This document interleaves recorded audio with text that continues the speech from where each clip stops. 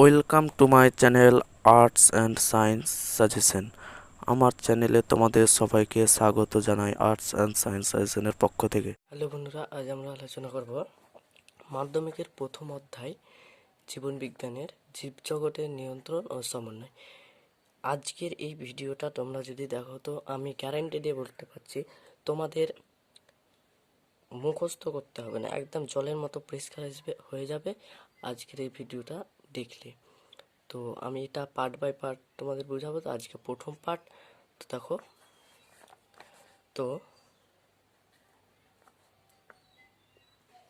তো দেখো, প্রথমে আছে ত্রপিক চলন। ত্রপিক চলন কয় প্রকার? 3 প্রকার: ফটো বা আলো, হাইড্রো বা জল, জিও বা মাধ্যাকর্ষণ শক্তি। তো ট্রপিক চলন 3 প্রকার: ফটো, হাইড্রো, জিও। বা ফটোকে আলো বলে, হাইড্রো জল, জিও মাধ্যাকর্ষণ শক্তি। এবার ন্যাস্টিক চলন 4 প্রকার: ফটো বা আলো, থার্মো বা উষ্ণতা, সিসমো বা স্পর্শ, আর ক্যামো মানে রাসায়নিক পদার্থ। তো এবার এই প্রত্যেকটার সংজ্ঞা একদম সহজভাবে তোমাদের আমি বলছি। দেখো, ফটো মানে আলো। তখনই তোমরা বলবা ফটোট্রপিক চলন কাকে বলে যদি আসে। তো দেখো, যে ট্রপিক চলন উদ্ভিদ, ফটোট্রপিক চলন কাকে বলে এটা যদি আসে তখন লিখবা যে ট্রপিক চলন আলোর গতিপথ অনুসারে ঘটে। কি বললাম? যে ট্রপিক চলন আলোর গতিপথ অনুসারে ঘটে তাকে ফটোট্রপিক চলন বলে। সেম এটা, যে ট্রপিক চলন জলের গতিপথ অনুসারে ঘটে তাকে হাইড্রোট্রপিক চলন বলে। এবং জিওট্রপিক চলন কাকে বলে? যে ট্রপিক চলন মাধ্যাকর্ষণ শক্তির প্রভাবে ঘটে তাকে জিওট্রপিক চলন বলে। এবার আসছে ন্যাস্টিক চলন। তো দেখো, ন্যাস্টিক চলন 4 প্রকার: ফটো বা আলো, থার্মো বা উষ্ণতা, সিসমো বা স্পর্শ, কেমো বা রাসায়নিক পদার্থ। তো ফটো বা আলো, তখন এখানে বলতে হবে যে যদি বলে ফটো ন্যাস্টিক চলন কাকে বলে, তখন বলতে হবে যে ন্যাস্টিক চলন আলোর গতিপথ অনুসারে ঘটে। যে ন্যাস্টিক চলন আলোর গতিপথ অনুসারে ঘটে তাকে ফটো ন্যাস্টিক চলন বলে। থার্মোন্যাস্টিক, যে ন্যাস্টিক চলন উষ্ণতার প্রভাবে ঘটে। যে ন্যাস্টিক চলন উষ্ণতার প্রভাবে ঘটে তাকে থার্মোন্যাস্টিক চলন বলে। এবার হচ্ছে সিস্ম বা স্পর্শ। সিস্ম, দেখো স্পর্শ লজ্জাপটির গাছ যেমন, সেটাকে আমরা স্পর্শ করলে সেটা বুঝে যায় এটা একটা চলন। তো সিস্ম, যে ন্যাস্টিক চলন স্পর্শর প্রভাবে ঘটে তাকে সিসমো ন্যাস্টিক চলন বলে। এবার ক্যামো, রাসায়নিক পদার্থ দ্বারা। এটা লিখবে যে ন্যাস্টিক চলন রাসায়নিক পদার্থ দ্বারা সংগঠিত হয় তাকে রাসায়নিক ক্যামোন্যাস্টিক চলন বলা হয়। এগুলো তোমাদের কমপ্লিট।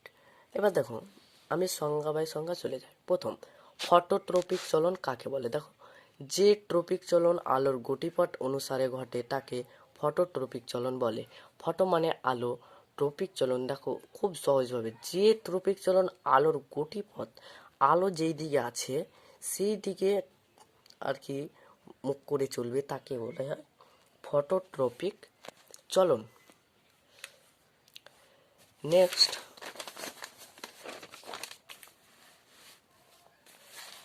দেখো হাইড্রোট্রপিক চলন কাকে বলে?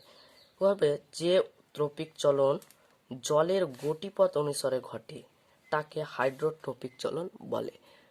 একটা পুকুরের পাশে যে একটা গাছ আছে ধরো, সেই গাছটা, লতা জাতীয় গাছটা পুকুরের দিকে কিন্তু যাবে। এটা কি হয়? জল যেই দিকে আছে সেই দিকে কিন্তু যাবে। এটা হচ্ছে হাইড্রোট্রপিক চলন। নেক্সট, জিওট্রপিক চলন কাকে বলে?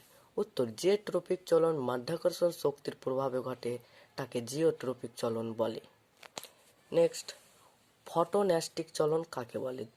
যে ন্যাস্টিক চলন আলোর গতিপথ অনুসারে ঘটে তাকে ফটোন্যাস্টিক চলন বলে। নেক্সট, থার্মোন্যাস্টিক চলন কাকে বলে? যে ন্যাস্টিক চলন উষ্ণতার প্রভাবে ঘটে তাকে থার্মোন্যাস্টিক চলন বলে। সিসমোন্যাস্টিক চলন কাকে বলে? উত্তর, যে ন্যাস্টিক চলন স্পর্শের জন্য ঘটে তাকে সিসমোন্যাস্টিক চলন বলে। এবং কেমোন্যাস্টিক চলন কাকে বলে? যে ন্যাস্টিক চলন রাসায়নিক পদার্থ দ্বারা ঘটে তাকে কেমোন্যাস্টিক চলন বলে।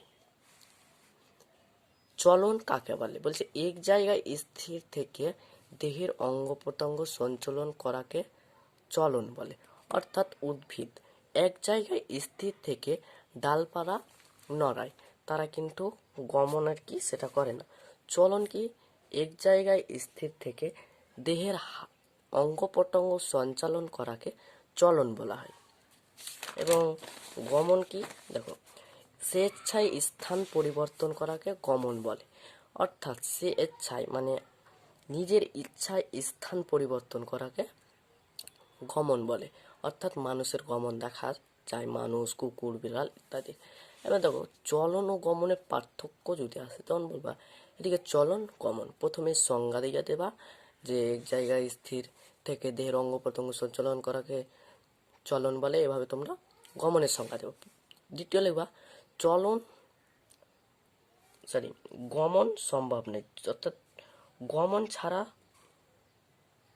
চলন সম্ভব নয়, গমন ছাড়া চলন সম্ভব।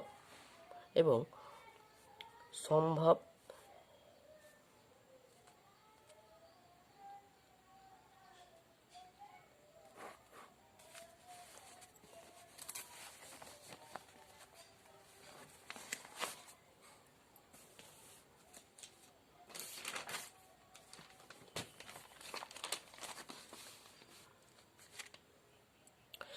যদি আসে চলন গমনের পার্থক্য, তো চলন গমন প্রথমে সংজ্ঞা দেবা, এক জায়গায় স্থির থেকে দেহের অঙ্গ প্রত্যঙ্গ সঞ্চালন করাকে চলন বলে, এবং স্বেচ্ছায় স্থান পরিবর্তন করাকে গমন বলে।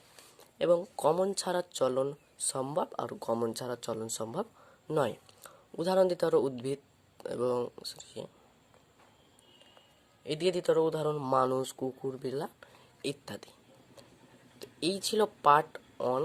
তো পার্ট 2 এর তো আমি এভাবে আলোচনা করে দেবো, তো তোমরা চ্যানেলটিকে সাবস্ক্রাইব করে দেবো, এবং অঙ্ক অঙ্ক ভৌতবিজ্ঞান, জীবন বিজ্ঞান প্রত্যেকটার আলোচনা করে দেবো। তো আজকের ভিডিও এখানে শেষ করছি। ধন্যবাদ।